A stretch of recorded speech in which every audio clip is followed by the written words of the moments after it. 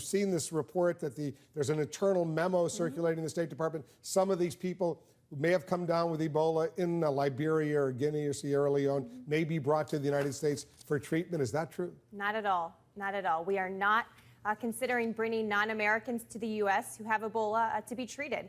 This memo that you're talking about is an internal draft from weeks ago, was never cleared by anyone at a senior level, was written by a mid-level staffer, and it just has no basis in what we're actually going to be doing. We have no plans to do this, period. What would be wrong, though, with if you get somebody from Britain or France or some other volunteer doctor or nurse over there who's got Ebola and needs U.S. help? What would be wrong with bringing them to NIH or Emory University Hospital? There's something wrong with that? Well, in practice, obviously, the reason the memo was written at that time, again, several weeks ago, was that this was when some Western European countries were in discussions with us about what would happen if, as you said, one of their health workers were to get sick.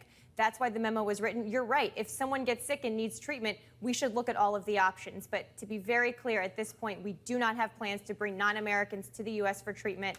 Could not be more clear than that. Is Russia trying to hack the the computer system over at the White House? Well, I know my White House colleague spoke to that today. We know there are a number of actors who are looking to see if they can penetrate our systems here. When there are activities of concern that are seen on the systems, obviously people look into them and try to mitigate. Would that be a violation of it? We know that the U.S. spies on Russia, the Russians spy on the United States. I assume this kind of stuff goes on all the time.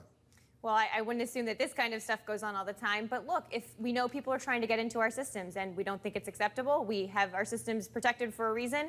If we see concerning activities, we'll address it.